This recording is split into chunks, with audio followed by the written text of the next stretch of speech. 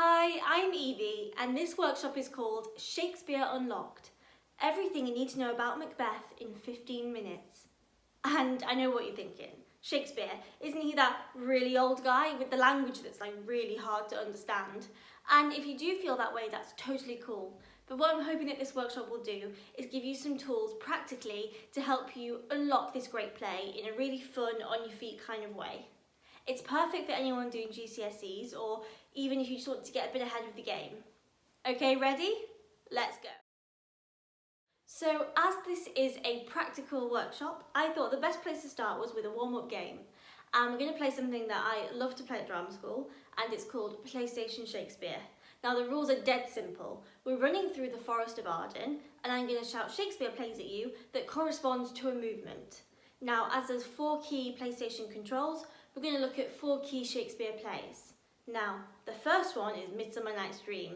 That's the one where everyone's in love with the wrong person and hilarity ensues. So when I shout Midsummer, I want you to run in slow motion, just like you're running away from an unrequited love. Just like this.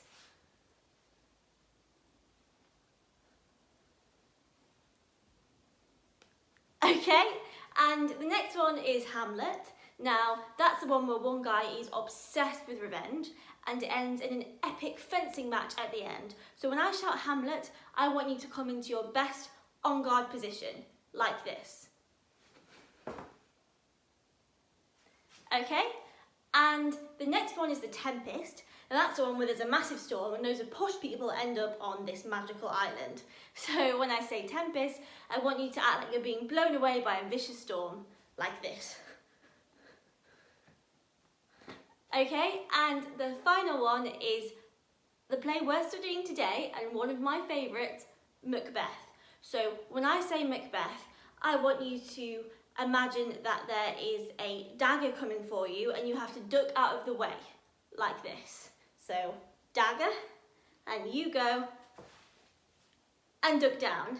Okay, so we've got Midsummer, running through the forest, Hamlet, on guard, the Tempest, and Macbeth. Wha, wha.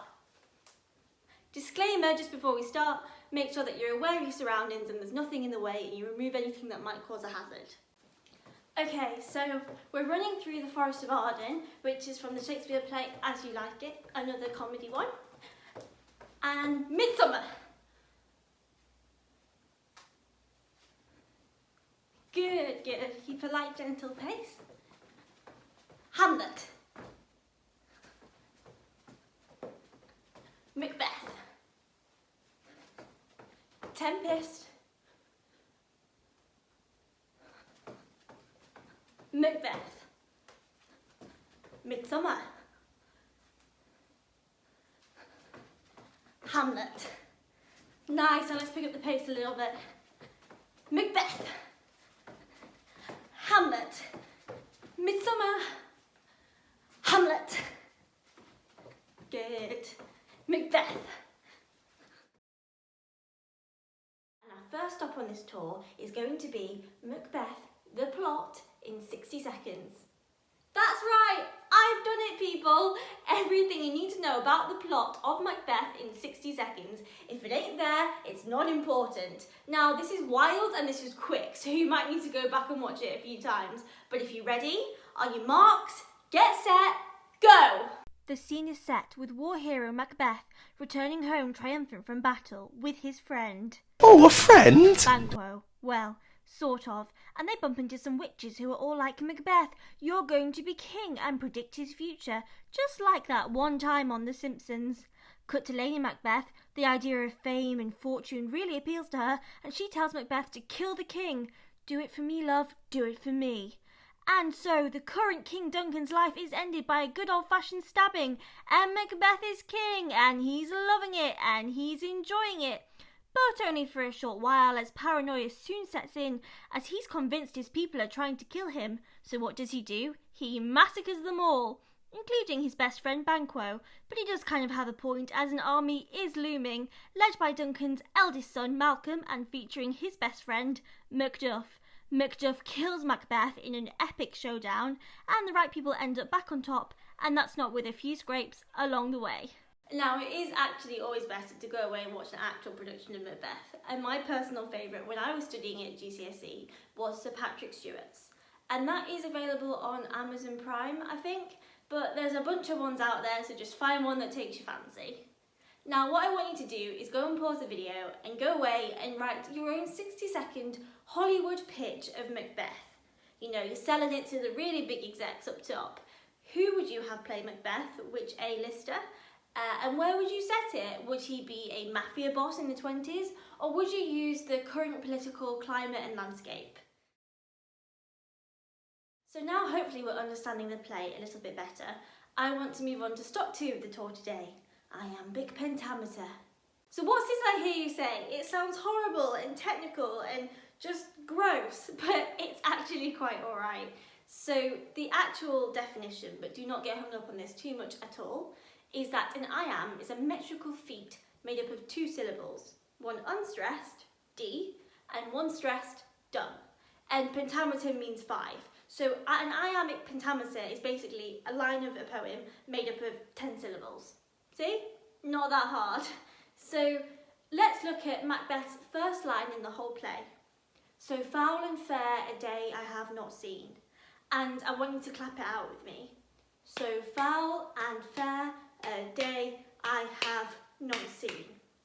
Now what I hope you notice is that there are 10 syllables.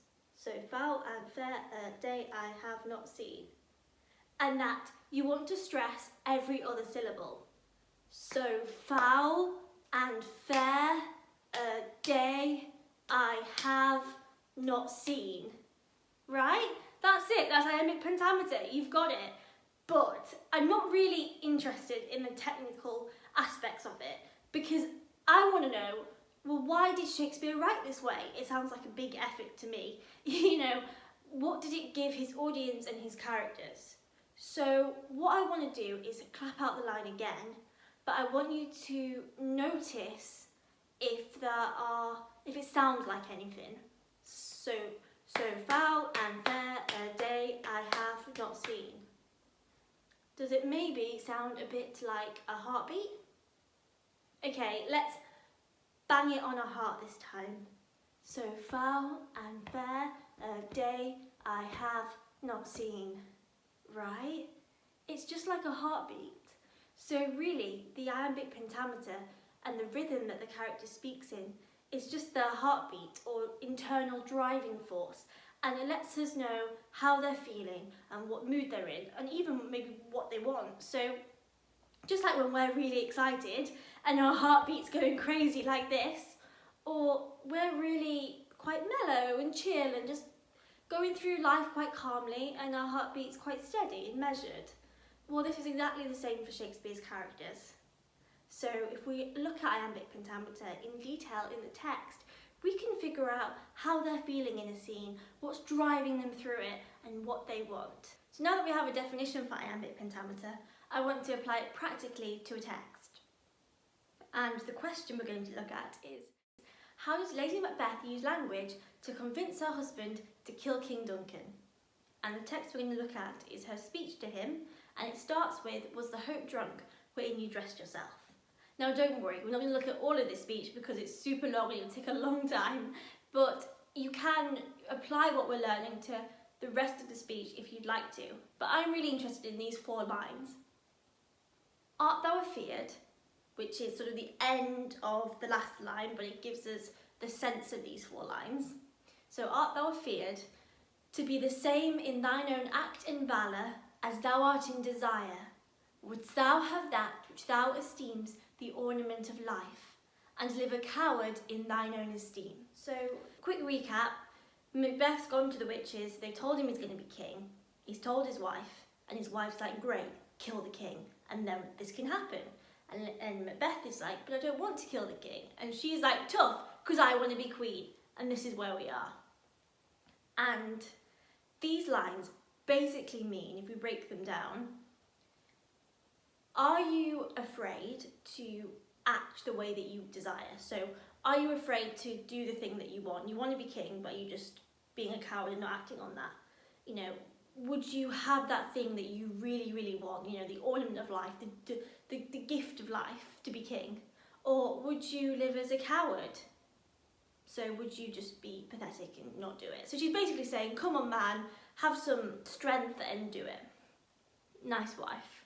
So I want us to tap it out again, but feel free to have a dance with it, have a boogie, because it really just is music, just, you know, not in the traditional sense. It's just like writing a song. So let's really find the musicality of it. Okay?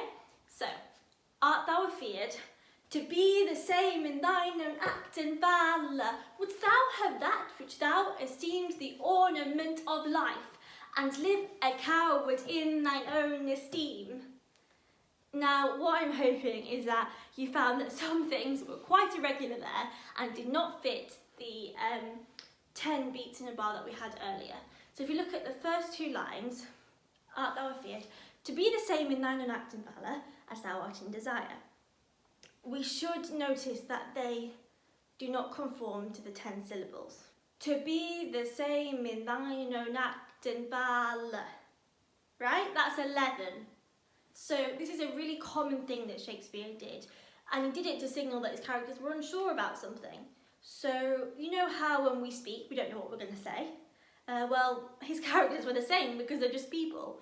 So here, Lady Macbeth is using the 11 syllables to give herself time to figure out where she's going to go next and what tactics she's going to use next.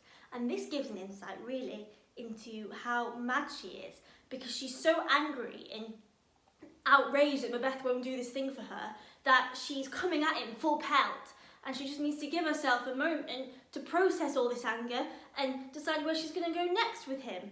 Okay, so that's signalled by these 11 syllables. Now the next thing I hope that you notice is that some of the words, so how we talked about it was an unstressed syllable followed by a stressed syllable, some of them don't fit that, and to stress that syllable would sound a little bit weird. Wouldst thou have that which thou esteems the ornament of life, and live a coward in thine own esteem. Okay, so ornament and coward really pinged out there, and that's because Lady Macbeth is drawing attention to those words, because she's trying to get something from Macbeth. As an actor, it's a really big clue that you're going to have to make that word stick out when you do the speech. And that in itself tells us a lot about her state and about how she's feeling. So notice how she does this and she sticks out the words ornament and desire and valour and these really great images of, you know, nobility and the like. And then she juxtaposes that with coward, because what she's saying is to Macbeth is, you could have all of these things, but right now you're a coward. And really highlighting those words really makes that ping out. So this tells us that Lady Macbeth is being ultra manipulative here. She is totally playing her husband to get what she wants from him. So there you go, that's Shakespeare Unlocked, everything you need to know about Macbeth in 15 minutes. Well, thereabouts. So going forwards, if you really liked looking at that speech, I want you to think about a couple of things to do with the language. I want you to circle all of the hard consonant sounds, notice when she uses them and ask yourself why. And I also want you to look at her rhetorical questions to Macbeth and ask yourself again, why? And then the biggest thing I hope that you take away from this today, if you ever get a bit stuck with Shakespeare, just ask yourself, why do the characters act the way they act? Humans are completely universal, and we, throughout the whole of time, have just acted in the same way. And that's why history teaches us so much. And Shakespeare's characters are like no exception. So just think about a modern day likeness maybe, someone that you can relate them to. Thank you for watching.